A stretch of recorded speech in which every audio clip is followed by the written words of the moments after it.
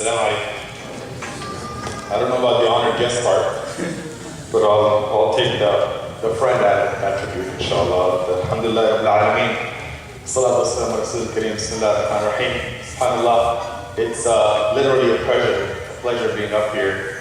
I was here in end of June, early July, and I came here to do the khutbah, and I keep seeing different faces that I haven't seen for a long time, subhanAllah. I was remembering the old days when Isis Columbus Hall used to be a place for Salat al-Jum'ah, and now, subhanAllah, we're adding another brick, another element to this community of San Fernando Valley or Southern California, subhanAllah, this society of West Valley. May Allah subhanahu wa ta'ala bless all these kids, literally, because I remember Zubair when we used to have our youth group at Northridge, and Zishan, and this Ahmad was a baby, literally. Zubair was in his early teens and Zishan.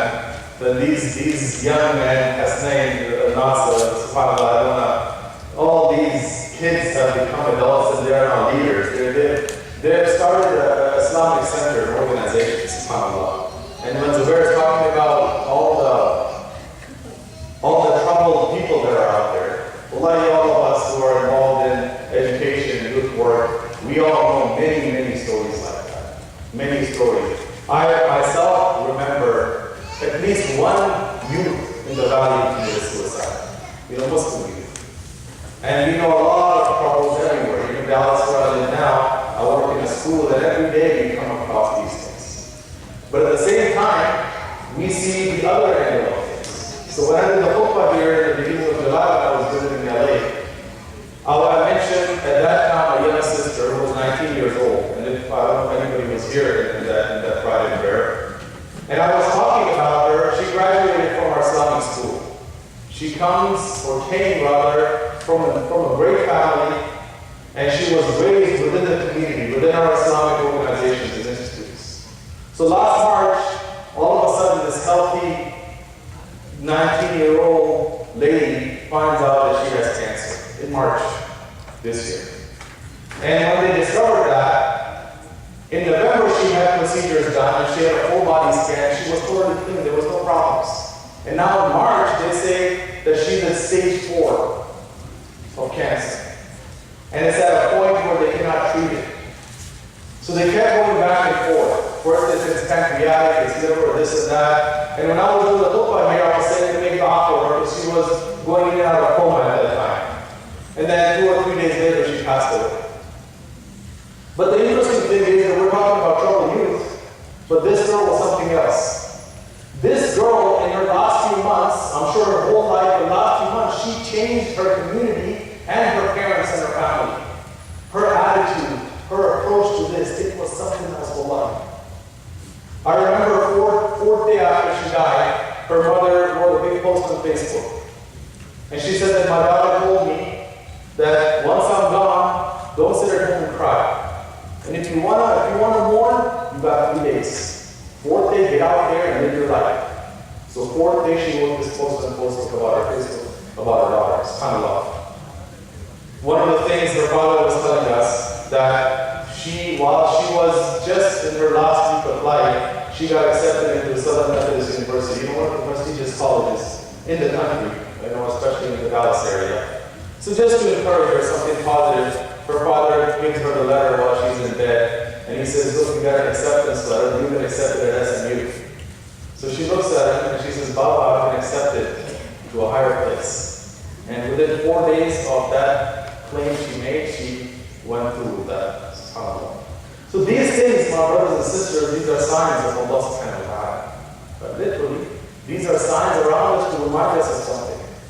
That age is not a factor. Right? Health is not a factor. There are a lot of unknowns around us, so we have to look at these signs, and we have to take them seriously, and we have to take them literally, and we have to recognize based on this the temporary nature of life. And then we have to look at who we are and how are we living. Can we be as confident as Zahra? That when our time comes, we can be comfortable that we are returning to Allah subhanahu wa ta'ala, but we are comfortable that we are confident that we have lived our life knowing that Allah is merciful. SubhanAllah. fit under the category of believers. When Allah subhanahu wa ta'ala says to us, أعوذ بالله من الشيطان الرجيم, إنما المؤمنون الذين إذا ذكر الله وجلت قلوبهم وإذا تليت عليهم آياته زادتهم إيمانا وعلى ربهم يتوكلون. Here Allah subhanahu wa ta'ala is describing the believers and saying that the believers are those إنما المؤمنون الذين إذا ذكر الله وجلت قلوبهم. That the believers are those that when Allah subhanahu wa ta'ala's name is mentioned, when Allah is mentioned, their hearts are shaking. Their hearts are shaking when Allah is mentioned. And when the signs of Allah subhanahu wa ta'ala are around them, some say literally about the Quran or the signs of Allah azza wa jalla. When we witness the signs of Allah subhanahu wa ta'ala, their faith is increased. Their faith is increased, and what do? They put their trust in Allah subhanahu wa ta'ala. Who are these people?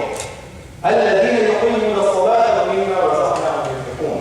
These are the people who do two things in this particular ayah. They establish the salah and they give from what Allah subhanahu wa ta'ala has given them. Not they give from what they own or what they possess or what they earn. They give from what has been placed within their trust as a test to see how they manage it. And these are the people on the truth. أُولَٰئِكَ هُمُ الْمُؤْمِنُونَ حَقًّا لَهُمْ دَرَجَاتٌ عِندَ رَبِّهِمْ وَمَغْفِرَةٌ وَرِزْقٌ كَرِيمٌ. That these are the people on the haqq in Allah subhanahu wa ta'ala. So when we come up with the signs around us, subhanAllah, I hate traveling. I don't know why. When I'm away from home, away from family, I get anxious. And sometimes when you're anxious or you're uncomfortable, you become vulnerable. And then you start thinking about all sorts of things. And I think for me today, as I was traveling and I was speaking to anxiety this morning, I felt some sort of humility within us or within myself. And I was thinking that this is valuable. It's important for us to bring ourselves down, to feel the vulnerability, to know that we are not independent. We are dependent on Allah. And I was reflecting upon last night. I was sitting on Facebook and I was looking through some things. And I was looking at a Facebook page established by some activist from Syria. And he had tons of images of the situation of Syria. And wallahi, when he says seeing is believing, when Ibrahim alayhi salam, even though he was a prophet of Allah, he said to Allah that I want to see how you give life. I want to see it so I can be increased in my faith. Like when you see things, it puts things in a different perspective. And I was looking through these pictures and subhanAllah, you see things that are unspeakable, unimaginable, yet things that are happening. You see kids see kids just lost and confused and hurt and missing limbs and dead and all sorts of things. And you think, what is going on in this world? That the world is a lost and confused place when people can kill each other simply for power. And not only that people can kill each other for power and for land, the rest of the world can stand by while we're trying to label what's happening, while we're trying to decide what is good or bad, who's right and who's wrong. So while we decide who's right and who's wrong, innocent people die. Innocent people get killed, they get displaced. And these, my brothers and sisters, are the signs of Allah subhanahu wa ta'ala to see what impact are we having on the society, on the environment that we're living in. Fine, he says Syria is far away. And that's an extreme situation. And then we look at our success story here that the one I mentioned about Zahra. And we say, there's more of that to be done. We are not simply here to just come together and do our salah, put our heads on the ground. No, there is an action that comes as a consequence of all that. And that's something that is important and that is valuable. And that's the only thing that when we recognize has meaning. SubhanAllah, Abdurrahman bin Auf. Abdurrahman bin Auf, one of the wealthiest companions. And on an occasion, he's fasting. And they said, I don't believe this was Ramadan. He was fasting, just voluntarily.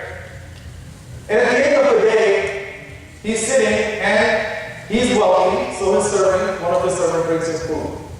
So they bring food and they put it before him, and it's just about the time of COVID. And we know from Prophet ﷺ, he says what? For the fasting person, there are two occasions of joy. Right? What are they? One, when he or she breaks the fast, and second, when the person meets the Lord. This is a powerful act of ibadah, fasting. we pray and say, I take away from my pleasures and my needs for the sake of Allah subhanahu wa ta'ala. So this moment is supposed to be a moment of joy according to the Prophet ﷺ. So he receives his food, he's looking at it, and now it's time to break his fast. And rather than eating, he looks at his food and he says, that Hamza was with me in the battle of Uhud. And he became shaheed. He was done. That was years ago. This is now the time of Umar al-Khattab. He said he became shaheed and he was better than me. And then he says Mus'ab bin Umayr was with me in the battle of Uhud and he became shaheed and he was better than me. And now he says now the earth has been spread open for us. Just everything is there. Wealth, comfort, luxury, expansion of the state, all of it is there. And then he says, maybe this is our reward, and he pushes away the food and he begins to cry. What does it mean, this is our reward? He's saying, Hamza, Mus'ab, they became shaheed years ago. I'm still sitting here.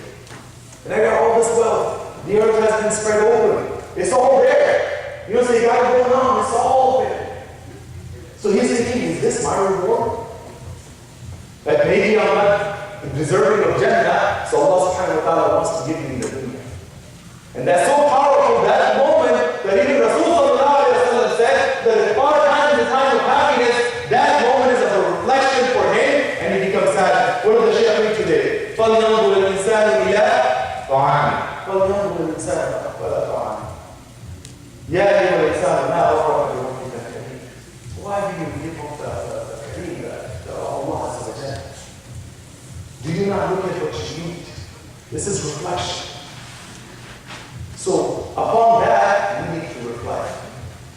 Now, why did I stand up here, subhanAllah? And me and Zubair were talking about what to talk about, and everything I said to him that I wasn't going to talk about, I don't think I talked about any of that. And I still have a lot of that, so we have another 20 minutes, inshallah. We won't go there, inshallah. But brothers and sisters, the reason I was standing up here is not simply to remind us of who we are and or who we are supposed to be, but to put things in context, or to remind us. We are intelligent people. Inshallah, we are pious people. We are here on a Saturday night because of the blessing of Allah subhanahu wa ta'ala. We're just when we came next door to the party going on, music playing. May Allah guide them and bless them. But we are sitting next door to that, and we are worshiping Allah subhanahu wa ta'ala. Why is that not a blessing? Then this is a community. And we are people who are supposed to be people who are grateful. So they asked me to do something I don't like doing. They asked me to raise money. Right? And then one of the brothers was saying this is not a good idea. This was just a couple of weeks ago that there was a thought and they raised, many of you I'm sure contributed. So they're saying this is not good to do fundraising twice in such a short time. Wallahi, in Dallas, every night in every masjid, if you've been to Dallas, there's a lot of masajid and a lot of people there. SubhanAllah, every night there is a fundraiser.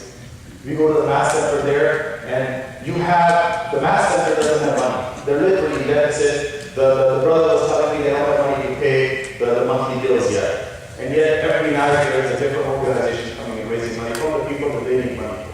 Why is it? Because he says, Allah will give if you open the door for others. Right? So, it is important for us to remember. And there was another hadith of Prophet that we have the time I will share with you. But him, Abu Bakr and Umar, all three of them were hungry at night. And they ended up going to a Sahabi's house and eating after a day of hunger for the Prophet, Abu Bakr and Umar. And it is amazing that after a day of hunger, they're sitting and eating, and Rasul sallallahu alayhi wa sallam looks at Abu Bakr and Umar. You know what he says to them? He says, remember this, as you will be asked about this in the Day of Judgment. So when we eat and when we drink and when we appreciate and indulge in the bounties of Allah subhanahu wa ta'ala, and we should. This is good. He gives us, like Ayyub alayhi salam said, when he had the gold lotus on, Allah gives the bounty on him, he says, take it. Take it. Reach out for it.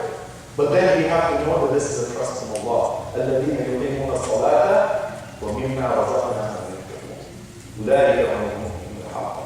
So do we fit into these ayat as believers? Do we feel our hearts shaking? Is our faith increased? Do we establish the salah? Do we give? So my time is up. I think it was up a few minutes ago, right now. So help us out, inshallah, help out. Rather, don't use the concept of giving. Let's remove that. None of us are here to give. Right? This is not, I don't think this is fair to say that we want to give to Allah. I think we want to take. So let's make this is possibly Laylatul Qadr. This is a special blessed night. So let's take something. Let's take, and wallahi, this is ibadah. Ibadah is not just standing and doing the salah. Ibadah is far beyond that. This is ibadah. So let us take something.